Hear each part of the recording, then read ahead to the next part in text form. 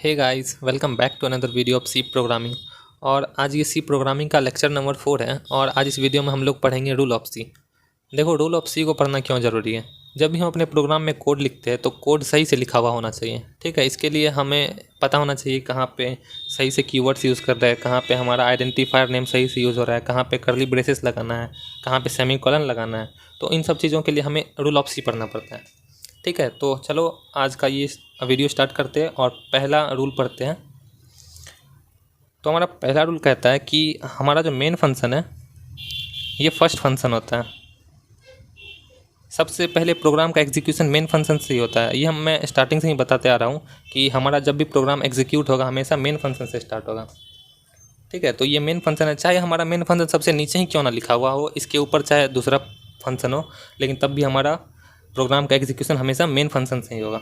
ठीक है, चलो अब दूसरा रूल पढ़ते हैं जो ये कहता है कि सी लैंग्वेज जो है हमारा ये केस सेंसिटिव है। केस सेंसिटिव कहने का क्या मतलब हुआ कि जैसे कैपिटल ए और स्मॉल ए ये दो अलग अलग चीज़ें हैं। ठीक है, ये दोनों को सेम नहीं माना जाएगा। जैसे एग्जाम्पल लेते हैं, जैसे लिखते हैं राम। ठीक है, यहाँ स्टार्टिंग जो लेटर है वो आर कैपिटल है और यहाँ लिखते हैं स्मॉल में सारा चीज़। तो ये दोनों तो है एक्चुअली राम ही, लेकिन ये दोनों को अलग माना जाएगा। ठीक है, तो केस सेंसिटिव का यही मतलब होता है। और सी लैंग्वेज जो हमारा केस सेंसिटिव है, यहाँ पे अपर केस और लोअर केस का महत्व है। अपर केस यानी कैपिटल वाला लेटर और लोअर केस यानी स्मॉल वाला लेटर। चलो अब तीसरा हम लोग रूल पढ़ते हैं जो ये कहता है कि सी लैंग्वेज में एवरी स्टेटमेंट हमारा जो है वो क्लोज होना चाहिए, चाहे वो सिंगल लाइन हो या मल्टीपल लाइन हो। ठीक है, तो इसमें दो तरीके का टर्मिनेटर आता है, यानी लाइन को टर्मिनेट करने के लिए हमारे पास दो टर्मिनेटर है। पहला है सिंगल लाइन टर्मिनेटर, ये टर्मिनेट होगा हमेशा सेमीकोलन से।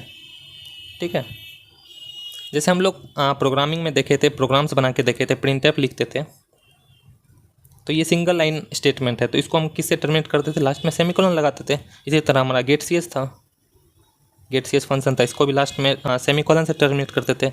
इसी तरह हमारा क्लियर स्क्रीन था, इसी तरह हमारा रिटर्न था, रिटर्न 0। ठीक है, तो ये सिंगल लाइन स्टेटमेंट है और इसे सेमीकोलन से टर्मिनेट किया जाता है।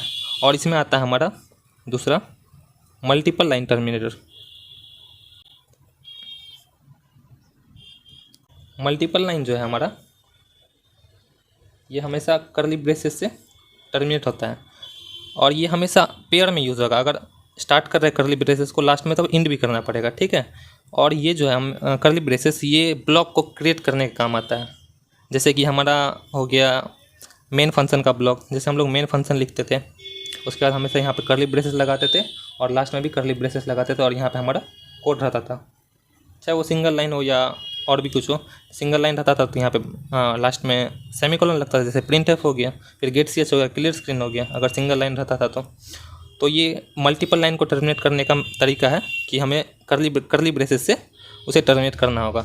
इसका और एग्जांपल जैसे लोग देख लेते हैं, जैसे कि हमारा हो गया if else, for block, while block, do while block, ये सब हम आने वाले वीडियोस में पढ़ेंगे। ठीक है, अभी बस इतना जान लो कि ये ब्लॉक क्रिएट करने के काम में आता है और ये जो है मल्टीपल लाइन टर्मिनेटर है। ठीक है, तो चलो अब हम लोग चलते हैं रूल नंबर 4 पे, उसे पढ़ लेते हैं। देखो, चौथा रूल क्या कहता है कि सी लैंग्वेज में जितने भी प्री डिफाइंड कीवर्ड्स हैं ये सारे के सारे स्मॉल लेटर्स में डिफाइंड है, यानी कि सारे के सारे स्मॉल केसेस में डिफाइंड है। जैसे कि हो गया हमारा एग्जांपल में इंक्लूड, हम लोग इंक्लूड ऐड किए थे ना, तो वो सारा स्मॉल लेटर में था। जैसे हो गया वाइड, मेन, और फिर आगे हम लोग आने वाले वीडियोस में यूज़ करेंगे float, int, double, if, else, etcetera etcetera. ये सारे के सारे जो है हमारे स्मॉल केसेस में डिफाइंड है। अब देखो ये कीवर्ड्स क्या होता है। कीवर्ड जो है रिजर्व वर्ड्स होता है। रिजर्व कहने का क्या मतलब है, जैसे कि देखो आप ट्रेन में रिजर्वेशन करवाते हो तो एक पार्टिकुलर जर्नी के बीच में क्या होता है कि आपका सीट जो है वो रिज़र्व रहता है, उस पर सिर्फ आप ही बैठ सकते हो और कोई और नहीं बैठ सकता है। इसी तरह सी प्रोग्रामिंग में जो है कुछ वर्ड्स रिजर्व रहता है, जैसे कि इंक्लूड हो गया, वॉइड हो गया। इसका आप जो है यूज़ अपने कामों के लिए नहीं कर सकते, इसका एक अलग सिग्निफिकेंस है, ठीक है। तो ये था चौथा रूल। अब हम लोग पढ़ लेते हैं पांचवा रूल। पांचवा रूल क्या कहता है कि हम लोग जो कीवर्ड्स है, ये सारे जितने कीवर्ड्स है, इसको एज एन आइडेंटिफायर नेम की तरह यूज़ नहीं कर सकते हैं। आइडेंटिफायर जैसे हो गया हमारा वेरिएबल, जो हम लोग असाइन करेंगे। आने वाले वीडियोस में हम लोग वेरिएबल बनाएंगे, जैसे कि मान लीजिए हम लोग बनाते हैं इन टाइप का ए, ठीक है। तो ये वेरिएबल है, ठीक।